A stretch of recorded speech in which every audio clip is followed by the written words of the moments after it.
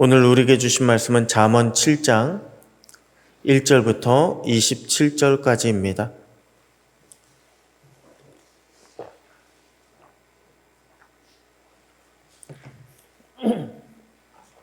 잠언 7장 1절부터 마지막 27절까지 우리 한 절씩 교독하시겠습니다. 내 아들아, 내 말을 지키며 내 계명을 간직하라.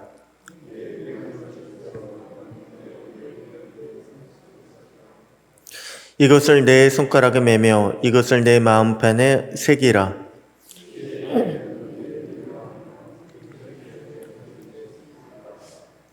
그리하며 이것이 너를 지켜서 음녀에게 말로 호리는 이방 여인에게 빠지지 않게 하리라. 어리석은 자 중에 젊은이 가운데에 한 지혜 없는 자를 보았노라.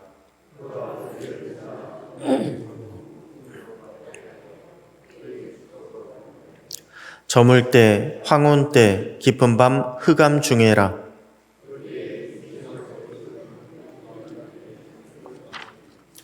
이 여인은 떠들며 완악하며 그의 발이 집에 머물지 아니하여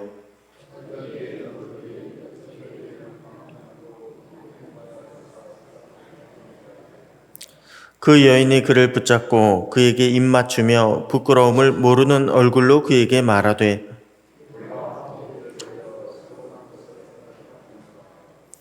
이러므로 내가 너를 맞으려고 나와 내 얼굴을 찾다가 너를 만났도다.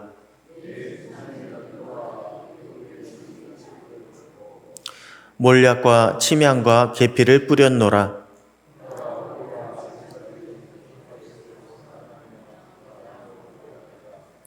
남편은 집을 떠나 먼 길을 갔는데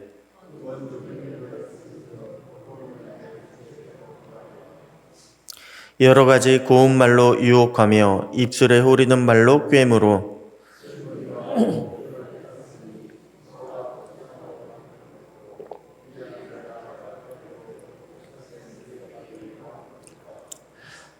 필경은 화살이 그 간을 뚫게 되리라. 새가 빨리 그물로 들어가되 그의 생명을 잃어버릴 줄을 알지 못한가 같으니라.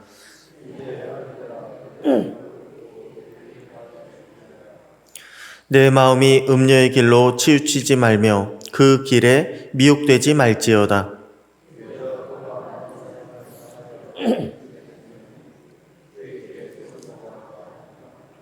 (27절) 다 같이요. 그의 집은 스올의 길이라 사망의 방으로 내려가느니라. 아멘. 할렐루야. 오늘도 말씀의 지혜로 승리하는 복된 날 되시기를 축복합니다. 여러분, 인간이요 사냥을 하는데 사냥하는 방법은 크게 두 가지로 나눌 수가 있습니다. 첫째는 대상을 쫓아가서 사냥하는 방법이 있습니다. 거의 일반적인 사냥 방법이 보통은 그렇게 사냥을 합니다. 두 번째는 대상이 찾아오도록 만들어서 유혹하게 해서 그래서 사냥하는 방법이 있습니다. 그중 두 번째 유혹해서 잡는 사냥 방법의 대표적인 방법이요 바로 덫을 놓는 것입니다. 그리고 생각보다 덫을 놓는 것은요 굉장히 효과적인 사냥 방법입니다. 덫은 사냥감의 경계심을 풀어 놓아야 하는데 여기에 생각보다 많은 사냥감들이 당하게 되는 것입니다. 성경을 보게 되면 마귀도 우리를 사냥한다고 했습니다. 마귀도 우리를 하나님에게로 가지 못하도록 그렇게 막고 또한 우리의 영혼을 사냥하는 모습으로 그렇게 묘사하고 있습니다. 베드로전서 5장 8절을 보게 되면요 우리 대적 마귀도 우는 사자와 같이 두루다니며 삼킬 자를 찾는다고 했습니다. 사냥감을 찾는다고 했습니다. 그런데 생각보다 환난과 박해처럼 그렇게 힘든 상황으로 우리를 사냥하는 것이 어렵습니다. 성도들이 힘들게 만들면 고난과 박해를 우리에게 주면 그러면 우리가 넘어지는 그런 성도들도 있지만 생각보다 많은 성도님들이요 그런 상황이 올 때 기도하며 잘 버틴다는 것입니다. 그래서 사탄은요, 방법을 바꿉니다. 반드시 어렵고 힘든 그것만 주는 것이 아니라 때때로 덫으로 유혹하는 것으로 우리를 넘어뜨리려고 합니다. 제가 덫은 굉장히 효과적인 사냥 방법이라고 그렇게 말씀드리지 않았습니까? 돌아보면요, 고난과 역경에 넘어지는 성도보다 성공이나 풍요나 세상의 만족으로 넘어가는 그런 성도님들이 훨씬 더 많은 것을 찾아볼 수가 있습니다. 기독교 역사를 보더라도요, 기독교가 쇠락의 길을 넘어가게 되는 그런 과정을 보면 반드시 성공과 풍요와 만족의 시기를 거쳐서 쇠락하는 그런 모습들을 찾아볼 수가 있습니다. 그렇게 우리를 넘어뜨리려고 하는 유혹의 덫, 사탄이 놓는 그런 덫에는 몇 가지 덫을 놓는 원칙이 있습니다. 그런데 이것은 놀랍게도요, 일반적으로 덫을 놓는 그런 방법하고 굉장히 유사합니다. 오늘 본문은 한 어리석은 젊은이를 통해서 음녀의 덫, 사탄의 덫에 덫 놓는 원리를 우리에게 가르쳐주고 있습니다. 우리에게 이것을 주의하라 라고 그렇게 가르쳐주고 있습니다. 그렇다면 사탄은 어떤 방식으로 우리를 유혹하고 있을까요? 오늘 본문은요, 먼저는 사탄이 우리가 가는 길마다, 우리가 가는 길목에서 우리를 유혹한다라고 하는 것을 가르쳐주고 있습니다. 제가 왜 가기 어려운 곳, 사탄이 덫을 놓는데, 근데 가기 어려운 곳에는 덫을 놓는 것이 쉽지가 않습니다. 사람들이 지나가는 곳에 덫을 놔야지 사람들이 그래도 덫을 보고 유혹을 받지, 가기 어려운 곳 자체에는요, 덫을 놔도 아무런 소용이 없습니다. 오늘 본문도 보니까 7절에 나오는 한 어리석은 젊은이, 지혜 없는 젊은이가 등장하고 있는데, 이 젊은이가 8절에 보니까 걸어서 음녀의 집으로 갔다고 합니다. 음녀의 골목은요, 젊은이가 사는 거리를 조금만 지나가기만 하면 됩니다. 한마디로 유혹하는 곳은요, 유혹의 덫은 접근성이 용이한 곳에 있지 우리가 접근하기 어려운 곳에 놓여있지 않다는 것입니다. 여러분, 죄는요, 뉴스에 나오는 그런 흉악한 죄가 전부가 아닙니다. 남들에게 드러나고 야, 저것은 확실하게 죄다라고 보여지는 그것이 전부가 아닙니다. 진짜 우리를 무너뜨리는 그런 죄는요, 오히려 보이지 않는 경우가 참 많이 있습니다. 드러나지 않는 경우가 많이 있습니다. 오늘 본문의 젊은이도 음녀에게 가는 것이 죄라고 하는 것을 이미 알고 있습니다. 그래서 9절에 보니까 날이 저물 때에, 황혼 때에, 깊은 밤 흑암 중에 그 음녀를 찾아갔다고 했습니다. 처음에는 날이 저물 때에, 해가 저물어 갈 때에 그때 기웃거렸습니다. 그러다 점점 황혼 때에, 날이 이제 해가 저물어서 들어갈 때 조금씩 가까이 갑니다. 그리고 마침내 깊은 밤 흑암 중에 그 음녀를 찾아가게 되었습니다. 죄를 짓게 되었습니다. 여러분, 덫을 놓을 때에 제일 먼저 하는 것이요, 사냥감의 길목을 찾는 것입니다. 어디를 많이 출몰하는가? 어디를 많이 지나가는가? 그 길목이 무엇입니까? 사냥감의 영역입니다. 나의 영역입니다. 나에게 익숙한 곳입니다. 내가 잘 안다고 안심하는 곳, 그것이 바로 우리가 자주 지나다니는 길목 아닙니까? 덫은요, 우리의 경계가 풀린 곳에서 우리에게 덫을 놓고 우리의 시선을 끌어당기는 그런 역할을 합니다. 그러다 보면 차츰차츰 우리가요, 그것을 주목하게 됩니다. 우리의 발걸음을 멈추게 만듭니다. 결국에는 그 발걸음을 옮겨서 덫으로 가까이 가게 그렇게 만들어 놓고 있습니다. 여러분, 사탄이 놓는 죄도요, 죄의 덫도 이와 비슷합니다. 죄의 경계는요, 멀리 있는 것이 아닙니다. 내 삶과 멀리 있는 것이 아닙니다.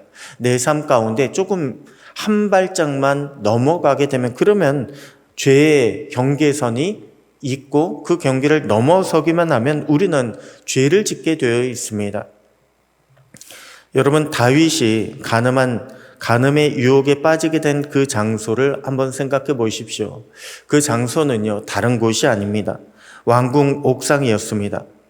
성경에 보면요, 옥상이라고 하는 곳, 지붕이라고 하는 장소는 여러 가지 용도로 쓰였습니다. 그런데 그 중에 한 가지는요, 지붕은, 옥상은 기도의 장소였습니다. 묵상의 장소였습니다. 다윗도 보십시오. 다윗은요, 원래 들사람 아닙니까? 실내에 있던 사람이 아니고요, 야외에 더 익숙한 그런 사람이 다윗이었습니다. 아마도 다윗이 나라를 통치하면서 답답할 때마다, 그리고 기도할 때마다 그냥 실내에서 기도하는 것이 아니라 야외로 가지 못하면 왕궁의 옥상으로 올라갔을 것입니다. 옥상에 올라가서 하나님께 기도했을 것입니다.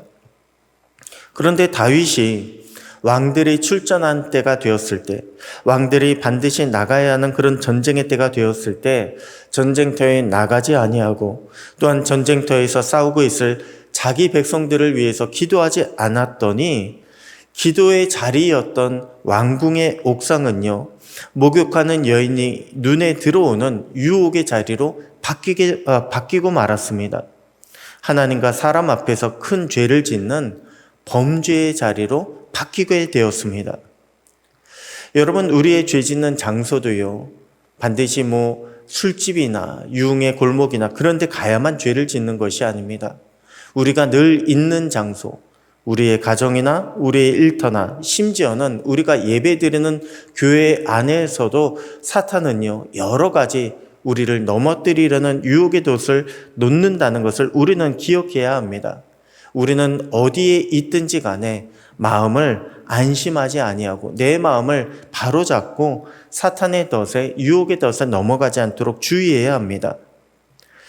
다음으로 본문은요, 지혜 없는 자가 어떻게 유혹에 빠지게 된다고 우리에게 말씀하고 있습니까?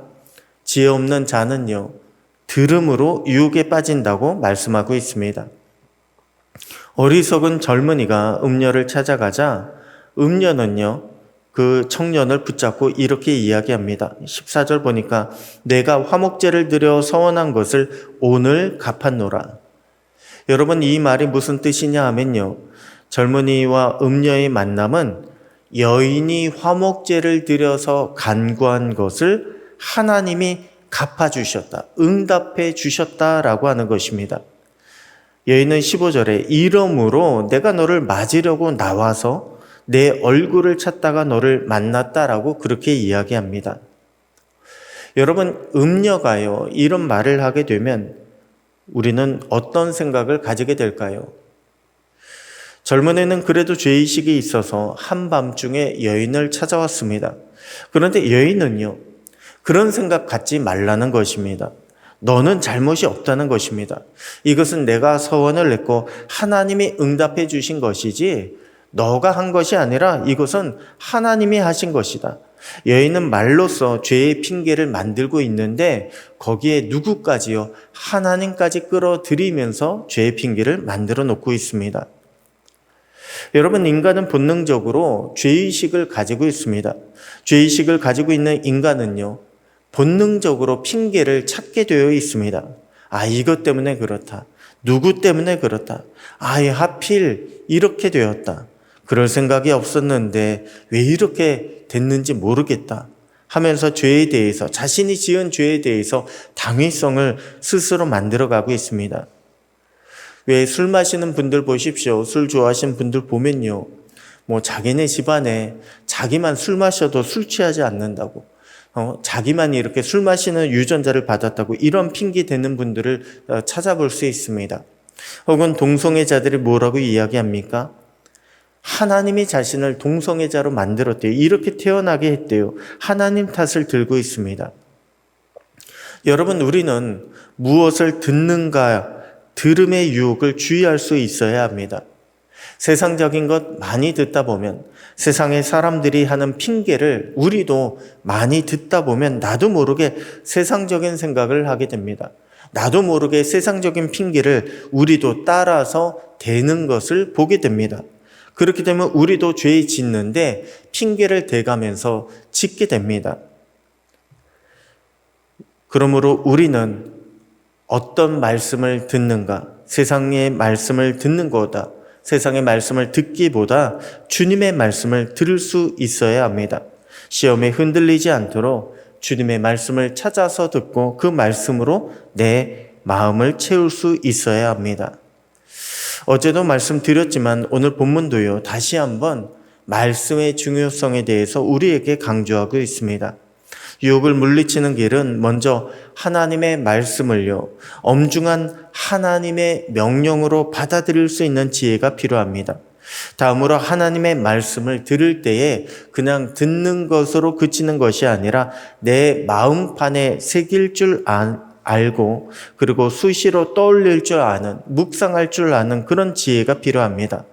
마지막으로 지혜와 명철을 누이 삼고 친족으로 삼는 것, 가까이 하고 무엇보다 의지할 줄 아는 그런 지혜가 필요합니다. 그러면 지혜 없는 자처럼 주변 유혹에 넘어가지 아니하고 말씀에 힘입어 죄에 승리할 수 있는 그런 은혜가 있게 될 줄로 믿습니다. 그렇게 오늘도 승리하시는 저와 여러분의 가정들이 되시기를 주님의 이름으로 축원합니다. 기도하겠습니다. 하나님 아버지 감사합니다. 주님의 말씀을 통해 죄의 유혹을 깨닫게 하시고 주신 말씀을 따라서 결단하게 하시니 감사합니다. 주님, 죄는 우리 주변에 가까이 있다고 했습니다. 우리에게 핑계를 만들어주며 우리를 유혹한다고 했습니다. 우리의 마음이 죄의 유혹에 넘어가지 않도록 주님 말씀으로 우리를 깨우쳐 주시고 우리의 마음을 말씀으로 채워 주시옵소서. 오늘도 말씀의 인도하심에 순종하는 자가 되게 하시고 그러므로 죄에서 승리하는 복된 날을 만들어 주시옵소서. 우리에게 지혜와 능력을 주시는 살아계신 우리 주 예수님의 이름으로 기도드립니다. 아멘.